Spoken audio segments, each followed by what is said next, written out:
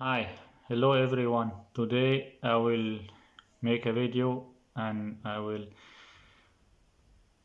tell you the Arabic or Egyptian alphabet. I will not tell you the whole alphabet, I will just teach you the first few letters in the alphabet. It's Alif, B, T, C, Gim, Ha. The first 6 letters, but I will teach you the 5 and then number 6, Ha. I will make in another video because it will be a difficult letter to pronounce for most people who don't speak Arabic or have any idea about Arabic language. So let's start with the first letter, Alif. Alif is almost same like A in English, but it depends on the word. Like in the start of the word, when Alif is in start of the word, sometimes it can sound like A or E or O or I. So it can have like 4 or 5 different pronunciation when it's in the start of the word. So it depends on the word itself if it sounds like A or E or O or I. For example, the word Ab. Ab means dad or father. Ab, it's pronounced A, same like A. Ab. Ab, same like A. Asad, same like A also. A. Asad. Asad. A. You can hear it's like A.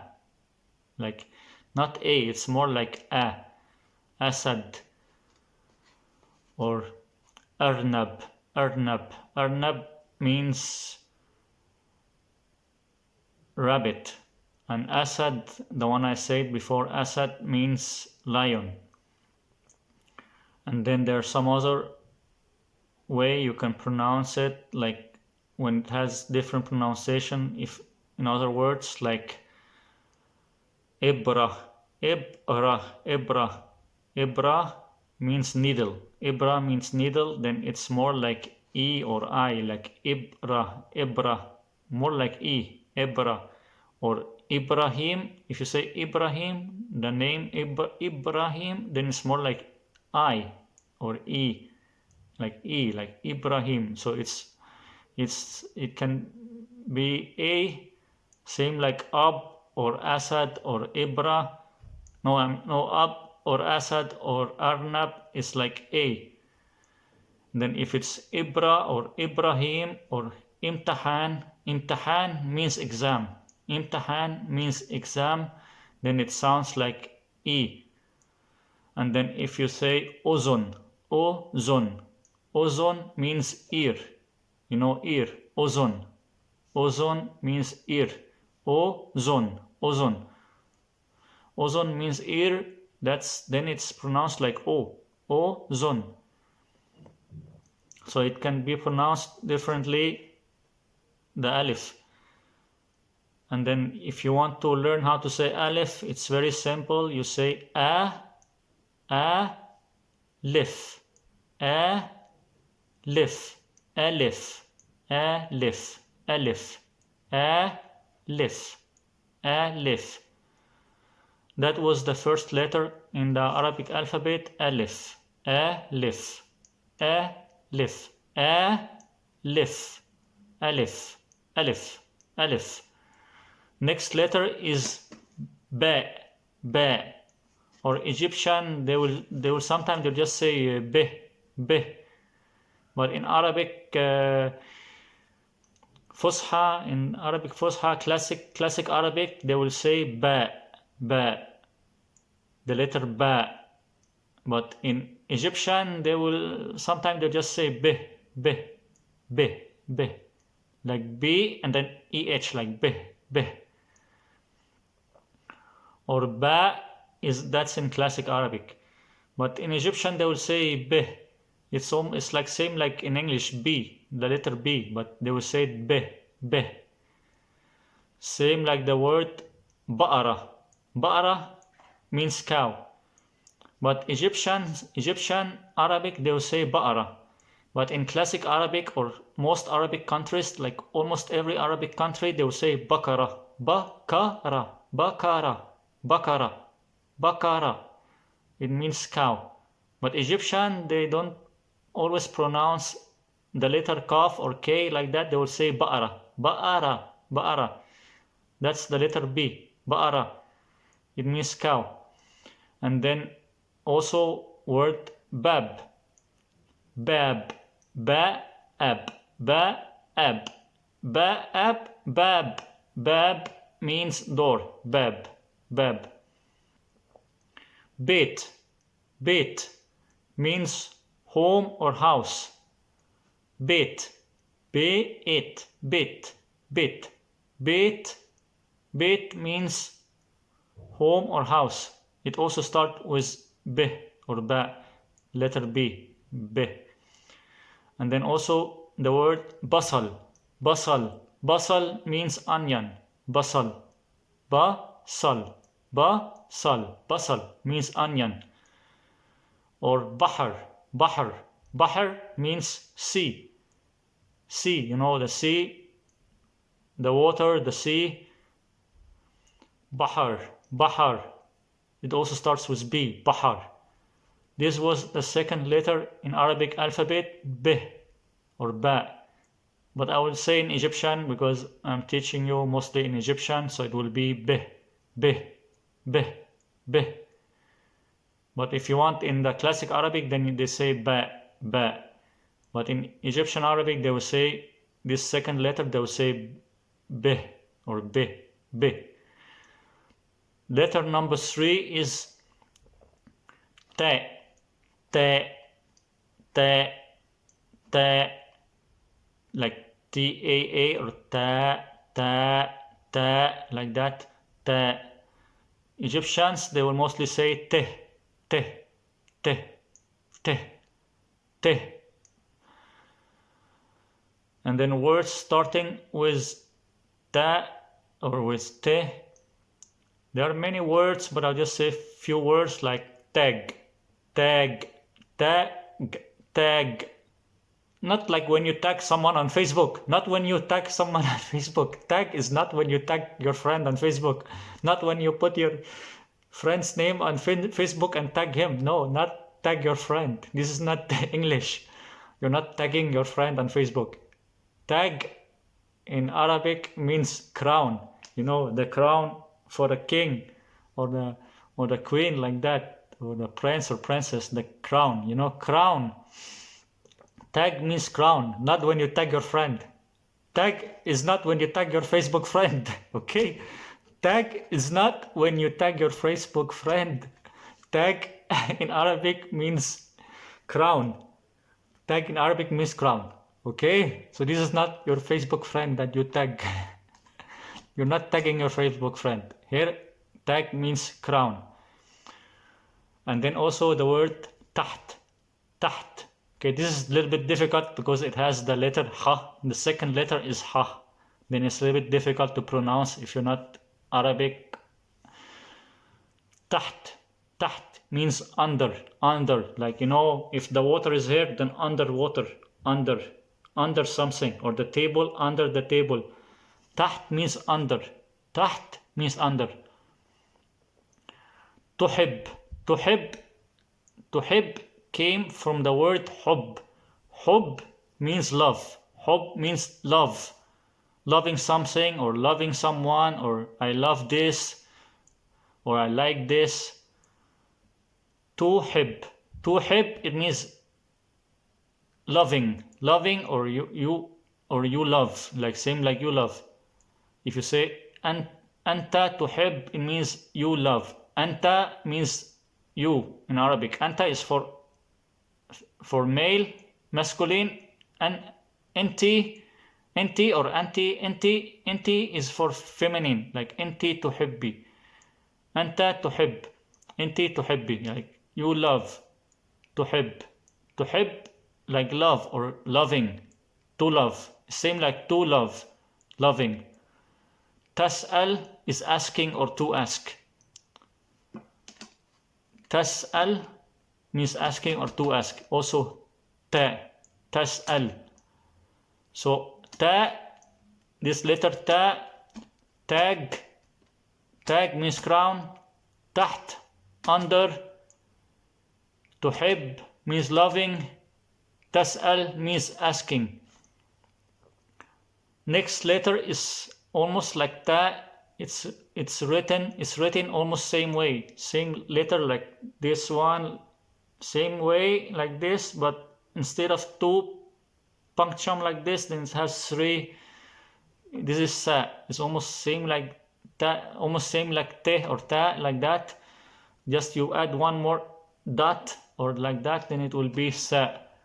Sa is almost same like C in English, but not totally. It's more like sa. In Arabic, classic Arabic, they will say sa, sa. In Egyptian, they will say se, se, se, se, se. There are words like salab. Salab, salab means fox. You know the animal fox. Fox. Salab means fox. And then sor means ox. Ox. Salasa means 3, the number 3. Salasa. And then Su'ban means snake. The word Su'ban, snake. But Egyptian, they will actually pronounce this different. This is for classic Arabic, the one I said now. Many Egyptian, they pronounce sa same like te, same like ta. They will pronounce the sa same like te or ta, like that. So if many words who start with sa, if you are speaking to Egyptian, they will say te or ta. Like they will say the word salab, they will say talab. In Egyptian, they will not say salab, they will say talab.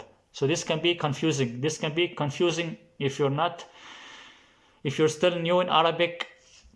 Can be confusing. Just remember that classic Arabic, they will mostly say sa, sa, sa, sa. But Egyptian, they will say ta, same like the second letter. So when they say sa'lab, they will say talab. When they say sor, they will say tor. When they say salasa, Egyptian, they will not say salasa, they will say talata. So see, there's sa 2 times in salasa, like sala, sa, salasa, salasa. There are 2 times sa in the start and before the last letter also. Egyptian, they will say 2 times t or 2 times ta instead of 2 times se. They will say talata. Then the next one is su'ban. Egyptian, they will not say su'ban, they will say ta'ban. And the funniest thing that in Egyptian language, the word ta'ban in Egyptian or in Arabic, it also means tired. Like you're tired, you want to sleep. Like you're tired, you feel tired, you want to sleep. So it can be confusing. Like if you hear the word ta'ban, you don't know if it means someone is tired or if they're talking about a snake. But you can hear it from the whole sentence, like if someone is tired or if it's about a snake. Then the next letter is gim. Egyptians, they will say gim, like same like G in English. They will say jim. But classic Arabic and most Arabic countries, they will say jim. You can hear the difference. Jim.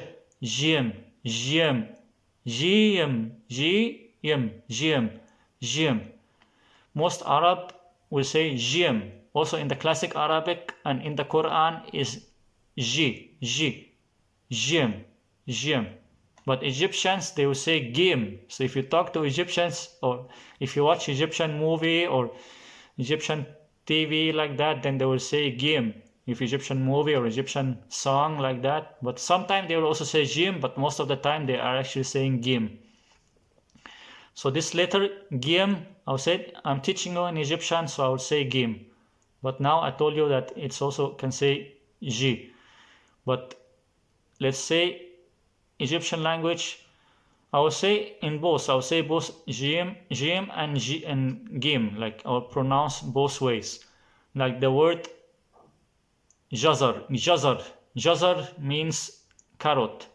You know the carrot you eat, same like the rabbit eat the carrot. The vegetable carrot is Jazar. But I will say first the classic way first, so it will not be confusing. And then next word Jondi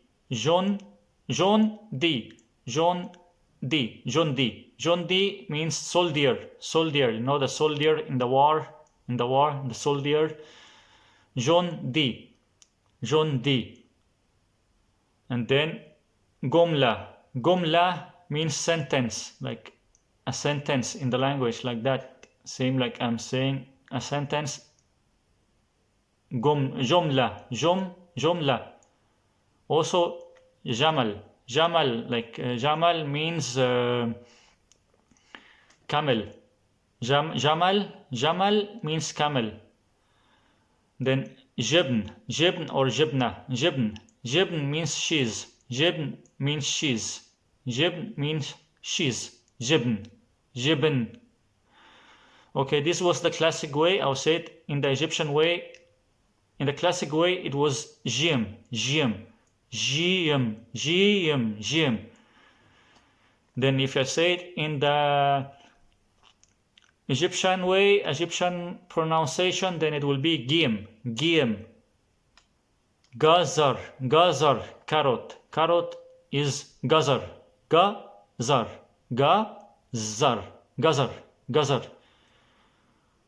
Next word, Gundi, soldier, means soldier.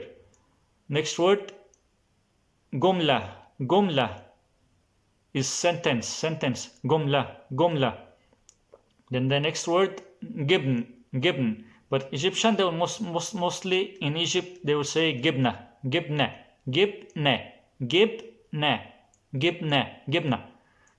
means cheese. But also in Egypt or Arabic, Gibna, or in Egypt they will say Gibna. It means like we got. Like if you want to say we got a dog, like we got a dog, or we buy a dog. If you go buy a dog, or you will say Gibna kalb. We got a dog, or Gibna basal. We got onion. Gibna marabba means we got jam. So Gibna means cheese, but same time in Egypt they also say Gibna when they want to say they got something. Like especially they use it when they buy something. If they buy something from the store, if they buy bread, for example, if they buy bread, they'll say Gibna aish, or like Gibna fool. Like they will say what they got. Then sometimes they also make fun of this in Egypt. They will say Gibna usnaha gibna. It means like we got cheese and we put on it cheese. They just make fun. Gibna usnaha gibna. Like we got cheese and put on it cheese, or make it dirty with cheese, like that. So that's it. This is the first 5 letters now. And letter number 6, I will not teach it to you today because it will be too difficult, but I will say it to you. Letter number 6 is ha.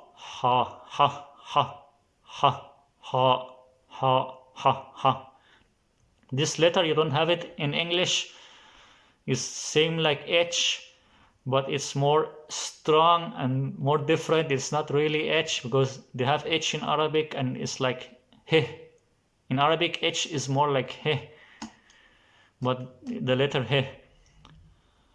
But I will teach you the letter ha in the next lesson, but I will say it a few times. Maybe you can try to practice it so you can be ready for the next lesson. I will make one video only for ha, I think, because ha is really difficult.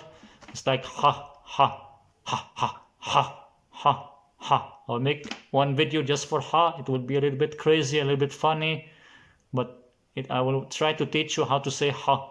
This letter is very difficult for some people. If you can say it correctly, then it's good for you. Then you are one of few people who are not Arabic who can say it correctly. So that's it. Thank you for watching. Hope to see you in the next video, and thank you and goodbye.